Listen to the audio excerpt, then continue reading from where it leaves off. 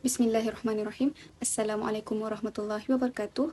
Pada hari ini, saya Nurdillah Husna dan rakan saya Nurul Nabilah daripada Universiti Sains Islam Malaysia USIM mewakili kumpulan kami ingin membentangkan kajian bagi kategori kemahiran runding cara dan suluh dengan tajuk kajian yang dipilih analisa kes-kes suluh di Mahkamah Syariah di Negeri Selangor, Wilayah Persekutuan Kuala Lumpur dan Negeri Sembilan daripada tahun 2007 sehingga 2022, suatu kajian perbandingan keberkesanan suluh. Sebagai pendahuluan, suluh berasal daripada perkataan bahasa Arab iaitu as-sulhu yang bermaksud perdamaian. Suluh merupakan satu kaedah alternatif penyelesaian masalah selain daripada kaedah perbicaraan yang digunakan di mahkamah. Perbicaraan bukanlah menjadi salah satu jalan utama yang perlu dilalui oleh pihak-pihak untuk menyelesaikan pertikaian kerana terdapat alternatif lain yang boleh digunakan seperti rundingan secara damai antara pihak-pihak atau disebut sebagai suluh yang dipengerusikan oleh pegawai suluh di mahkamah. Kelakan suluh ini terdapat di dalam Al-Quran dan hadis yang mana menunjukkan suluh adalah salah satu jalan penyelesaian yang disyorkan dalam menyelesaikan pertikaian. Seterusnya, objektif kajian ini dijalankan adalah untuk mengenal pasti trend pelaksanaan suluh sepanjang tahun 2007 sehingga 2022 di negeri Selangor, Wilayah Persekutuan Kuala Lumpur dan Negeri Sembilan. Seterusnya, membandingkan kaedah dan keberkesanan pelaksanaan suluh di negeri Selangor, Wilayah Persekutuan Kuala Lumpur dan Negeri Sembilan serta mencadangkan penambahbaikan kaedah pelaksanaan suluh untuk rujukan masa hadapan. Secara ringkasnya, fungsi dan peranan suluh ialah untuk menjimatkan masa dan kos kerana proses suluh berpotensi untuk selesai dengan lebih cepat berbanding proses litigasi yang berperingkat. Bukan itu sahaja, adanya majlis suluh dapat membantu mengurangkan queue atau lambakan kes yang dibicarakan di mahkamah kerana terdapat 18 jenis kes tertentu yang akan menjalani suluh. Peranan pegawai suluh di sini hanyalah sebagai pemudah cara dan membimbing pihak-pihak dalam mencapai persetujuan dengan melihat kepada kepentingan dan keperluan pihak-pihak pada masa kini dan masa akan datang semasa perbincangan berlangsung. Ini menjadikan suluh itu istimewa kerana pihak-pihak mempunyai kuasa dalam membuat keputusan dan perbincangan adalah bersifat sulit dan rahsia. Ini kerana tiada paksaan dalam menjalani sesi suluh dan penyertaan adalah secara sukarela. Sekiranya perundingan berjaya, pihak-pihak tidak perlu lagi menjalani prosedur perbicaraan dan hasil perundingan akan dihantar kepada hakim di mahkamah untuk diendos sebagai satu perintah mahkamah yang mengikat pihak-pihak. Assalamualaikum warahmatullahi wabarakatuh. Nama saya Nurul Nabila Minta Asmawi. Jadi kita akan mulakan pembatangan kita dengan analisa kes suluh di Selangor. Jadi kita boleh lihat dalam jadual satu adalah analisis data suluh daripada Jabatan Kehakiman Syariah Negeri Selangor iaitu pada tahun 2009 sehingga 2013. Manakala seterusnya adalah sambungan data daripada analisis tahun 2016 sehingga 2022. Jadi berdasarkan jadual satu yang kita dapati bahawa data suluh daripada tahun 2009 hinggalah ke 2022, kita dapati bahawa pada tahun 2009 sehingga 2013 mempunyai kes berjaya diselesaikan melalui suluh adalah 50% ke bawah dan jumlah lambakan kes dicatatkan tertinggi pada tempoh tersebut. Hal ini kerana kes-kes yang tak dapat diselesaikan pada tahun sebelumnya akan dibawa kepada tahun ke hadapan dan ini menyebabkan pertendihan kes dan menyebabkan lambakan kes. Manakala pada tahun 2016 sehinggalah 2020, statistik menunjukkan bahawa kes semakin berkurangan dan kadar penyelesaian melalui suluh mempunyai kadar 50% kejayaan. Ini jelas menunjukkan bahawa penyelesaian kes di Mahkamah Syariah sebanyak 72% dia berjaya diselesaikan tanpa melalui sebarang perbicaraan. Seterusnya, kita beralih kepada analisa kes di Wilayah Persekutuan Kuala Lumpur. Di sini, kita dapat lihat jadual 2 menunjukkan peratusan kes selesai dengan suluh secara keseluruhan di Wilayah Persekutuan Kuala Lumpur bagi tahun 2008 sehingga 2019. Jadual 2 menunjukkan peratusan kes suluh untuk 5 tahun terpilih iaitu 2008, 2009, 2010, 2018 dan 2019. Pola keberkesanan mediasi suluh di Wilayah Persekutuan Kuala Lumpur mengalami peningkatan dan penurunan pada tahun-tahun tertentu.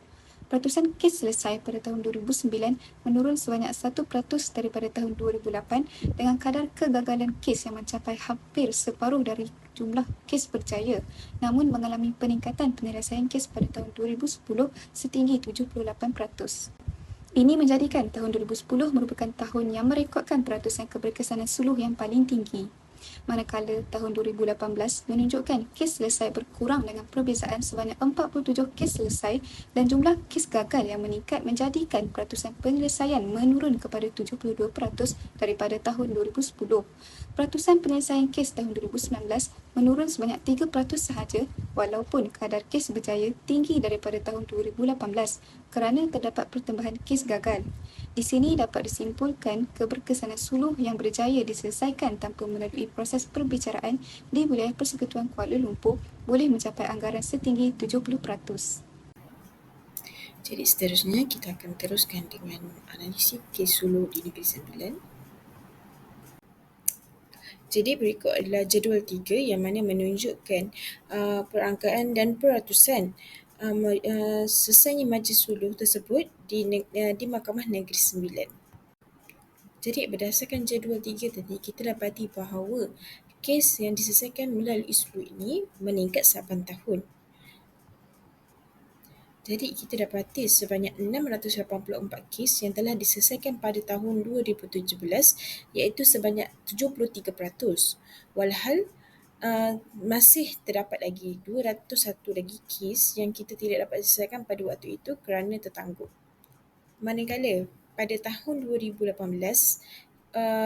sebanyak kes suluh telah berjaya sebanyak 71%, manakala tahun 2019 meningkat dengan 74% selesainya perbicaraan majlis suluh di Mahkamah Negeri Sembilan. Walau bagaimanapun kita dapati bahawa pada tahun 2020 angka menurun sedikit iaitu sebanyak 559. Ini kerana kekangan daripada COVID-19. Walau bagaimanapun perkara tersebut tidak menjejaskan untuk membicarakan atau menyelesaikan kes suluh di Mahkamah Syariah Negeri Sembilan dengan menunjukkan bahawa 76% kes yang telah diselesaikan iaitu tidak termasuk juga kes yang tidak hadir. Jadi, jika kita membuat perbandingan di antara ketiga negeri ini, kita akan melihat sedikit bahawa terdapat beberapa keberkesanan atau cara-cara mereka menguruskan majlis suluh tersebut di mahkamah negeri masing-masing. Okey, kalau kita melihat daripada sudut keberkesanan, kita boleh tengok Negeri Sembilan boleh mencapai 71%, manakala Selangor mencapai 72% dan wilayah persekutuan mencapai 70%. Dan kita dapati bahawa setiap permulaan majlis kes suluh itu di negeri masing-masing juga berbeza. Ini kerana permulaan Negeri Sembilan dengan memulakan majlis suluh di mahkamah tersebut adalah pada tahun 2006. Manakala di Selangor pada tahun 2002 dan di wilayah persekutuan memulakan menggunakan penyelesaian secara suluh tersebut pada tahun 2005. Seterusnya kita akan lihat perbandingan kaedah-kaedah suluh negeri, iaitu kita boleh dapati wilayah persekutuan mempunyai 9 aturan dan mereka mempunyai kaedah-kaedah tata cara suluh pada tahun 2004. Manakala Selangor mempunyai 9 aturan juga, kaedah-kaedah tata cara suluh tahun 2001 dan Negeri Sembilan mempunyai 17 aturan dan mempunyai kaedah-kaedah tata cara pada tahun 2016. Jika dibandingkan ketiga-tiga negeri ini, kita boleh dapati bahawa Negeri Sembilan mempunyai kaedah-kaedah yang lebih terkedepan, yang lebih terperinci, yang lebih dikemas kini iaitu pada tahun 2016. Kemungkinan ini menyebabkan peratusan Negeri Sembilan lebih terkedepan berbandingkan negeri lain walaupun mereka mempunyai permulaan yang lambat iaitu pada tahun 2006 jika dibandingkan kedua-dua negeri ini yang bermulanya daripada tahun 2001 pada tahun 2002 dan 2005. Ini kerana Negeri Sembilan telah mengadaptasikan proses kerja suluh yang telah dikeluarkan atau yang telah ditetapkan oleh pihak JKSM.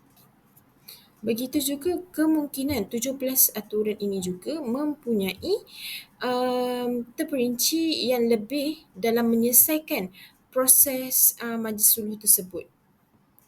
dan menyebabkan peratusan berjaya kes suluh di Negeri Sembilan Negeri Sembilan lebih tinggi berbanding negeri-negeri lain.